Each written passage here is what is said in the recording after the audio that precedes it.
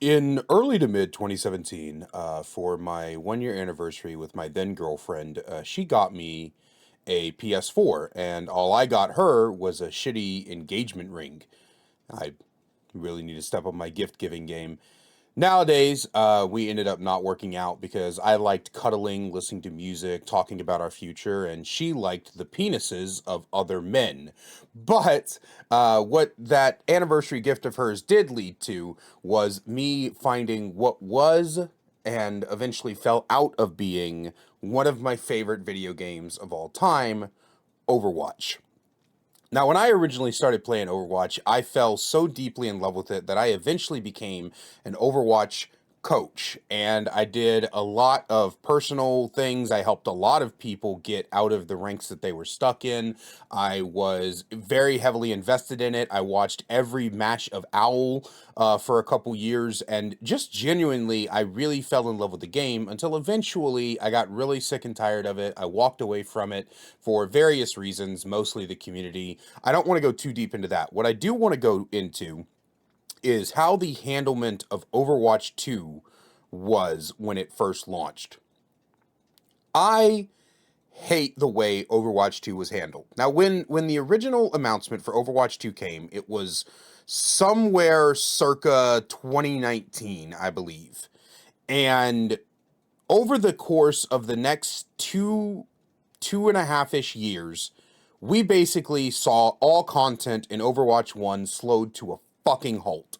Completely stopped. We didn't get any new heroes, new maps, new game modes. The cosmetics were subpar, and we really didn't get very much of those. Basically, work on Overwatch 1 stopped almost completely because we were anticipating this gigantic sequel, which would have more game modes, more heroes on release, and it would have a PvE mode that we could all fucking jump into, and it was going to be grand and great. And then broken promise after broken promise after broken promise later, and we are at the current Overwatch 2, where the dev team of Overwatch 2, which is almost a completely new team, from my understanding from Overwatch 1, is now fighting, absolutely fighting to get people to fall in love with their game again the way we did when we were playing Overwatch 1. They're trying to get new people, they're trying to get old people to return. It's a fucking mess. And I sparingly play the game still. I don't do that much anymore. I couldn't coach it nowadays. Like, that's how little I play the game. I have not kept up. I watch flats and sometimes J3 and sometimes Emong, and that's about it, right? Like, I might read the patch notes if I'm bored, but there have been entire seasons where I have not touched Overwatch. Like, I'm that out of tune with how the game plays nowadays. A lot of people have tried to point out that the reason Overwatch 2 was needed was that it got a big graphical uphaul, some optimization issues were ironed out, it was ready to go to next gen consoles in a bigger way, and kind of. I mean, you don't really notice much. Will say that the optimization's probably better, but that doesn't mean anything. There's this user called Get Quaked On who dedicates themselves to there's this user called Get Quaked On that dedicates themselves to finding Doomfist bugs, and he has not stopped. Like, he's not stopped finding Doomfist bugs. He's got like this master, like, multi-page list of Doomfist bugs. But that brings me, that little tidbit about it being betterly coded, better optimized and stuff, brings me to a news article that I saw on Reddit the other day. Now, this is from a website called MP First. I've never even heard of this website, but the news story says Dead by Daylight 2 Behavior Interactive sees no reason for it. Still, quote, so many stories to tell. Oh, it's basically a paragraph. For those waiting on Dead by Daylight 2 before jumping into the asymmetrical multiplayer game, I don't think anybody was waiting on it, but we'll go with it. You're going to be waiting for a while, as it doesn't seem like Behavior Interactive has any plans to release a Dead by Daylight sequel anytime soon. God, I fucking hope not. This was divulged to us by the devs themselves, and common sense if you're fucking, Speaking to MP First in an interview regarding the Alien crossover, Matthew Cote, head of partnerships for Behavior Interactive Sales, states that they see no reason for Dead by Daylight 2 for now. MP First, given we're still seeing massive support for the game, has Behavior ever considered making a Dead by Daylight 2? Or is it not necessary given the game's live service nature?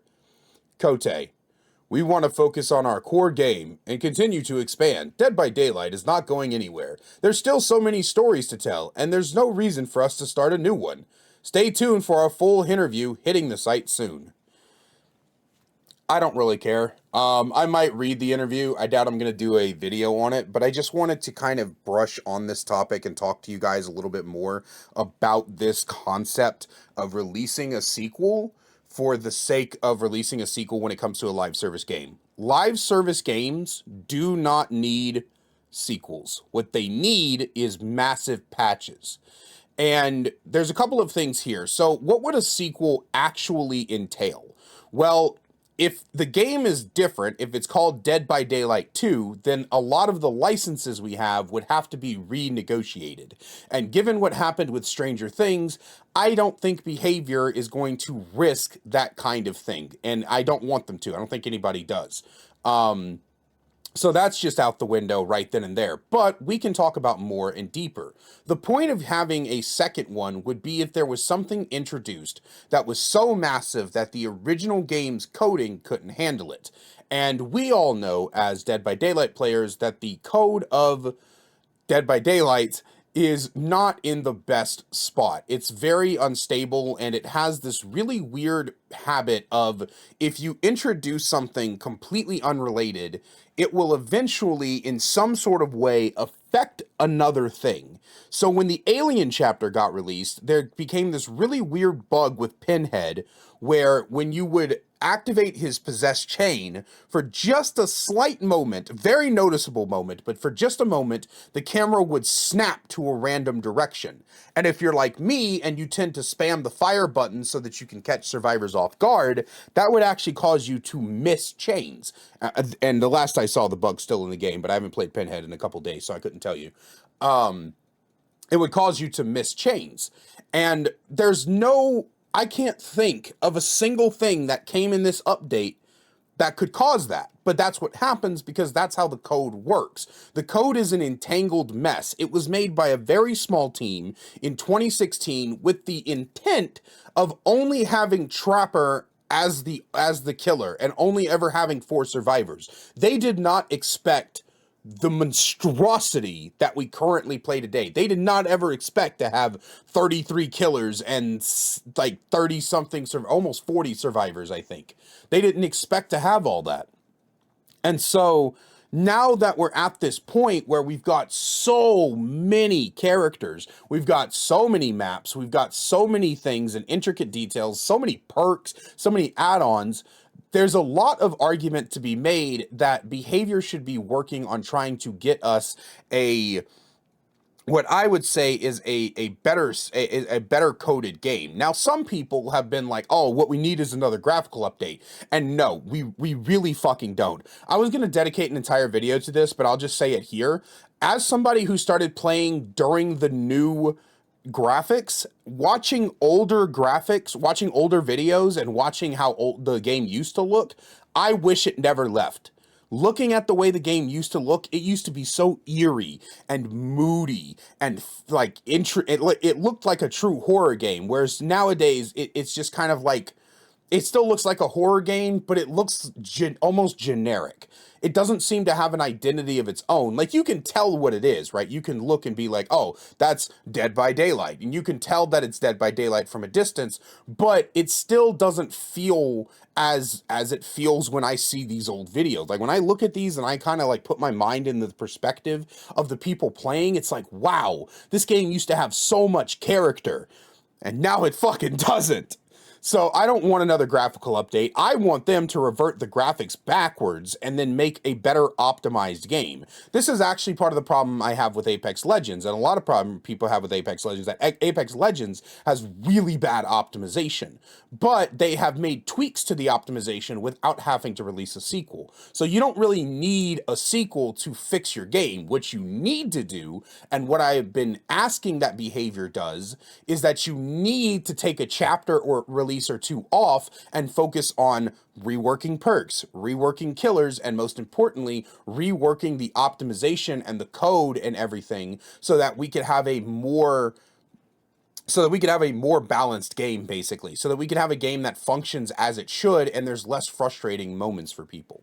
But yeah, that's my entire thing. Should we get a Dead by Daylight 2? No, we shouldn't. Should we get a massive update to fix some of the problems? Yes, we should. I didn't script this, so if it sounds a little unorganized, then that's why. I just kind of woke up, saw this article on Reddit, felt like I had to talk about it. So I appreciate you guys. I love you all so much. And a special thank you to my channel members, Spirit Upgrades and Nuclear Bombs. If you guys want to find out how you can get thank yous as well as a bunch of other different perks, including we just added a Discord role for being a YouTube sub, which will come with even more perks in the future as I work through this, then please, please, please, please, please click that join button down below. Find out how you could become a supporter today. I love you all, and I'll see you in the next one.